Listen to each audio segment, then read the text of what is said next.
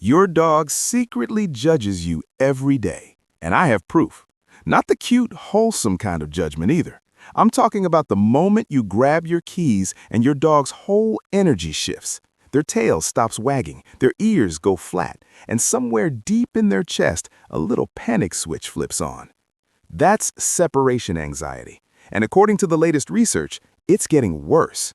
Not because dogs are getting weaker, not because owners love them less, but because the way we live now is fundamentally at odds with what dogs were wired to handle.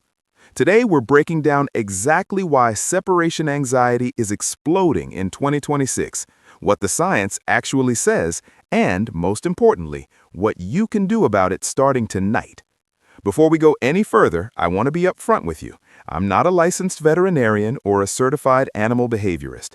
Everything I share today is based on peer-reviewed research from journals like the Journal of Veterinary Behavior and Applied Animal Behavior Science, published between 2024 and 2026. If your dog is experiencing severe anxiety symptoms, particularly if they're injuring themselves, refusing food, or showing aggression, please consult a qualified vet or veterinary behaviorist. They are the real experts. I'm just here to break it down in plain English. Okay, let's get into it. So why is separation anxiety getting worse in 2026? Here's the honest answer. The pandemic changed dogs. A 2024 study published in Applied Animal Behavior Science followed over 2,000 dogs whose owners worked from home during lockdown. When those owners returned to offices, even part-time, the dogs showed significantly higher cortisol levels, increased destructive behavior, and more frequent vocalization compared to pre-pandemic baselines. Your dog does this too? Here's why. Dogs are social animals with highly flexible attachment systems. When you spend 18 months working from home, your dog recalibrates their entire world around your constant presence. You become their sun. Everything orbits around you. Then suddenly, you're gone for 8 hours a day. And to them, that's not a schedule change. That's a catastrophe. And it's not just the pandemic hangover. Modern urban living has removed something critical from dogs' lives: boredom tolerance. Think about it. We give our dogs puzzle feeders, enrichment toys, dog TV channels, and automatic treat dispensers. We've essentially engineered away their ability to self-regulate. A 2025 study in the Journal of Veterinary Behavior found that dogs with highly stimulating home environments actually showed more distress when left alone compared to dogs with simpler, quieter home setups.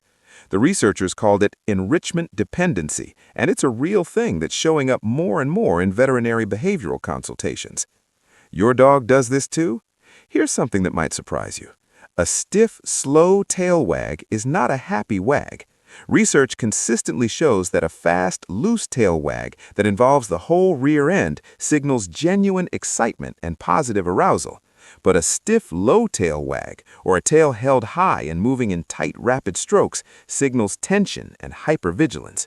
If your dog wags that tight little wag when you put your shoes on, that's not happiness, that's stress. And if you've ever laughed and said, "Oh, he gets so excited when I leave," I need you to gently reconsider what you just witnessed.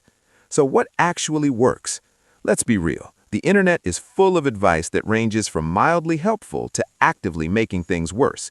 The number one mistake owners make is trying to make departures feel emotionally significant. Long goodbyes, baby talk, "I'll be back soon, I promise, okay, you're gonna be fine." Your dog doesn't speak English, but they read your emotional energy like a PhD. When you make departures emotionally heavy, you are teaching your dog that departures are emotionally heavy events. A 2024 randomized controlled trial in the Journal of Veterinary Behavior compared 3 departure protocols and found that owners who practiced neutral, wordless departures, no eye contact, no verbal reassurance, no prolonged petting, had dogs who showed 53% lower cortisol within 6 weeks compared to owners who maintained emotionally expressive goodbyes. Neutral departures sound cold. They're actually kind. The second piece of the puzzle is what researchers call independence training, and it starts inside the home, not at the front door. The goal is teaching your dog that your physical absence from a room is completely unremarkable. Start small. Leave the room for 30 seconds. Come back. No celebration, no drama. Do it 20 times a day while you're home. You're essentially rewiring your dog's nervous system to understand that you disappearing temporarily is as boring as you walking to the kitchen for a glass of water. A 2025 paper from Applied Animal Behavior Science found that dogs whose owners practiced in-home independence training for just 2 weeks showed measurably lower anxiety markers during actual departures. 2 weeks, that's it. Your dog does this too? Here's the one that nobody talks about enough. Exercise timing matters more than exercise amount. Most owners take their dog for a walk right before leaving. Feels logical, right? Tire them out, they sleep, everyone wins.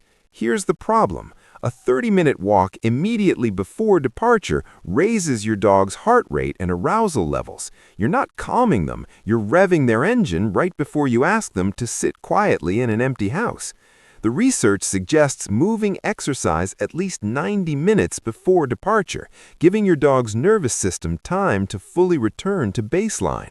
Then, in the final 20 minutes before you leave, engage them in a slow, low-stimulation activity, a scatter feed on the lawn, a simple sniff walk, or a slow chew.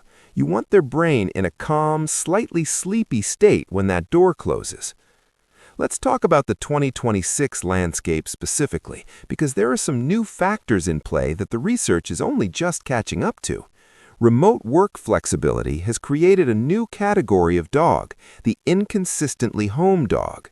These are dogs whose owners work from home 2 or 3 days a week and go into the office the other days.